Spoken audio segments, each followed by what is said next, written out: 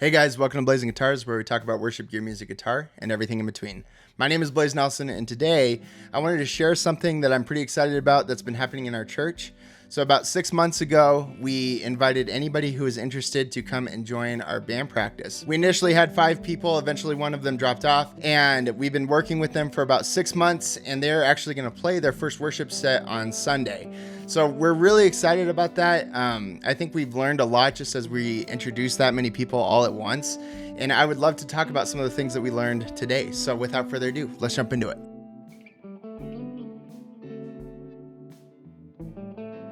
So one of the first hurdles that we had right out the gate was that we realized we had to come up with a balance between having band practice before Sunday morning and also giving enough time and space for the new people to come and be able to have some experience playing together, hopefully working to get them to a spot where they could play on a Sunday. So we realized that we had to strike a good balance there and try to make it possible so that we could accomplish both of those things in that night. So the way that our band practices are set up, we have a Tuesday band practice from 7 to 9, and then on Saturday we have another practice where we go from 5:30 to about 6:30, and then on Sunday we just go and play through the set once just to make sure that we have everything cleanly. So this actually worked out really well for us because what we realized was that we could devote a section of the Tuesday practice for the new bandmates to play. And because the veteran players were there, they could also sit and listen and give feedback to the new players, and they could almost just sit there with them and train them right there on the spot. So what we would do was we would start out band practice, we would do our highs and lows and just share about our weeks and pray together. And we always read a psalm at the beginning of the Tuesday practice. And then we would pray, and then the veteran band would sit down and play, and we would go through our sets, and we'd try to do it really quickly just so that there'd be enough time at the end of the practice for the new people to play. And while the veterans were playing, we would have the new people come and sit right next to us, and then we would just, in between songs, we'd give them some feedback and some things that we were thinking about, and just give them a chance to ask questions. And then at the end of the band practice, for like the last 45 minutes, we would have them actually come up and practice some songs together.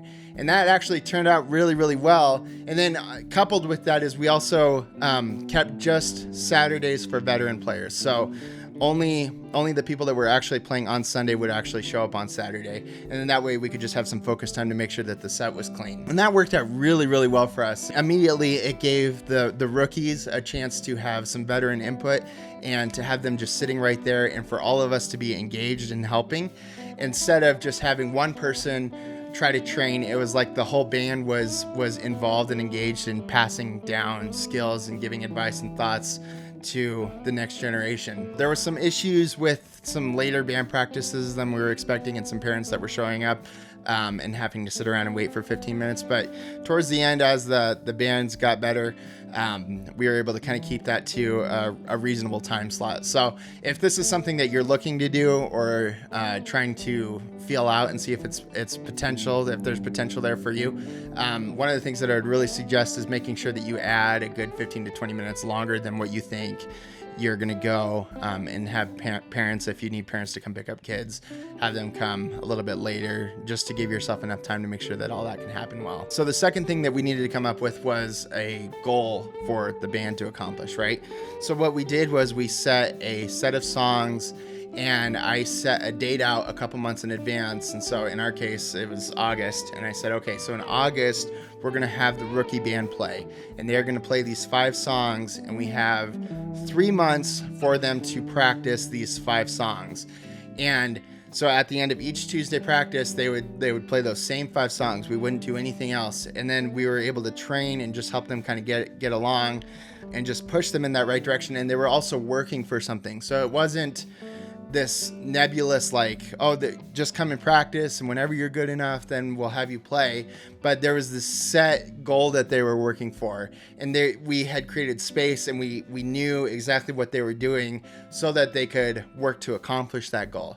And so that once we set that time, I think the band practices just got a lot more focused, and everybody kind of knew what they were doing. And you might have a band that's not ready to play yet and not ready to play in a couple months, but I think setting up a reasonable goal for them to push to and pushing them in that, I think can be really, really helpful, especially just as you're adding, in our case, adding 4 new people all at once was kind of a crazy endeavor, but it actually has ended up working out really, really well. Another thing that we really tried to do during this process is to keep the standards that we had on the rookies as high as what we have on the veteran band. So for example, we, in our band, we play with a metronome, and we've been doing that for about a year and a half. And so every time the rookies would play, there would be a metronome in their ears. So they are already used to playing with metronomes. Their whole context of being in a band has been in the context of having a click track there and present. And so now when they go to play on Sunday, there's no conversation about, oh, should we do a click track or not? Because that's the only thing that they know. And so we set really, really high expectations and standards so that they could reach up to those and hit those without, slowly working up and there being arguments of like, okay, we're not ready for a metronome, or we're not, all the excuses that we have.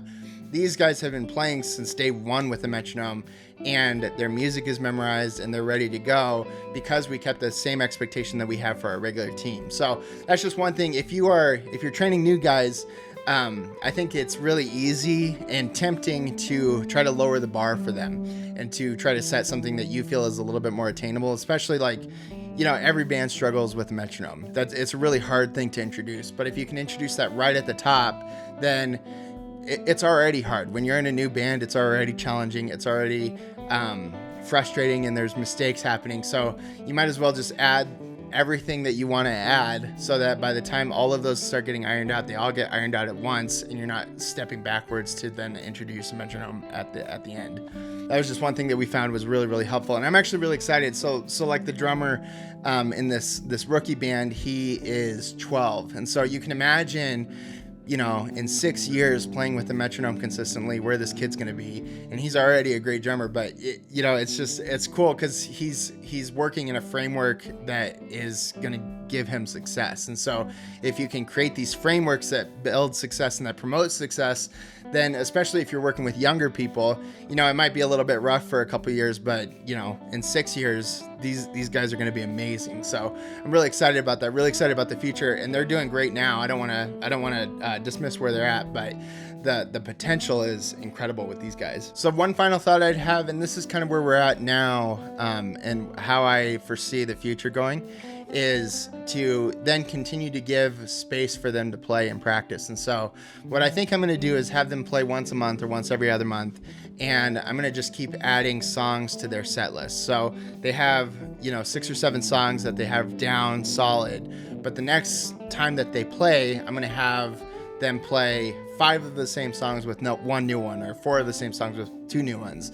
So I'm going to try to keep adding slowly songs and keep giving them an opportunity to play so that they don't lose any of the skills. So that's one thing that you have to take into consideration as you're training up new people, is that it's not ideal to train and then not give them a space to actually play and use the training that you've given them. So that's something that we definitely had to iron out just in the next couple months and next couple years. But I'm really excited about that. Really want to give them some space to keep growing and learning, and hopefully down the road we can actually reproduce this whole cycle, and they can maybe even train another group. Just as a quick aside, I think one of the weakest parts of band and trying to build up a good band is it's hard for a band to reproduce. And especially if your main band is just kind of living on the edge and always trying to put together, week by week the set, and scrambling to come up with it right at the final moment, and you guys aren't thriving, then what happens is that you're just paper thin. And so if somebody misses, for example, then all of a sudden your whole plan is screwed up, and you have to kind of run around trying to put together this plan. But if you can start putting things into place that allow you to succeed and that make success something that's common, then what happens is that then you're able to have a little bit more bandwidth to reproduce. And so your depth chart of your worship team all of a sudden becomes a lot deeper, because you have multiple drummers and you have multiple guitar players and you have multiple bass players. And when somebody has to step out, Like in our case, we have a band member who's had to step out for a couple months for health reasons. We have somebody there who we've already trained up to replace them. So this is one of the things that I've been really excited about in our church, and that I feel like I've failed in, and not like a beating myself up type of way, but just I think it's easy to fail in engaging with the next iteration of the band and the next generation and the next people that will take my place if I'm sick, or will be there if I'm out of town on vacation, or you know what I mean. So just as you're thinking about worship, one of the things that I really encourage you to do, especially if you are the worship leader, is think about how you can start this reproduction process in your own church. And one of the things that rocked my world was somebody said to involve the youth as much as possible. So if you have a youth group, kids have a desire to practice and have a desire to play, and it gives them a great spot to be involved in, and they'll listen to you. And so if you are struggling to fill out your worship team, I would suggest maybe looking at your youth group and seeing if there's anybody there that's interested in playing, and just having an opportunity there to take them under your wings and to really train is a really cool gift that is a gift and an opportunity that is there for anybody with a good youth group in their church. So with that, I hope that was helpful. Even if you don't take all that we did or do it exactly like we did it, I don't think this is not a formula for success, and this is not the only formula for success. But I think if this conversation can encourage that thought process of like, how can I reproduce? How can I train? How can I move forward? Then that's great. That's really close to my heart is training up other worship leaders and training up the next generation. So I hope this video was helpful. If you have any questions, thoughts, or comments, please leave a comment below. I have a Discord where we talk about worship and talk about worship teams and gear and music and all those good things. So if you'd like to jump into that, that's going to be linked in the description below. And don't forget to like and subscribe. And thank you so much for watching, and we will see you soon.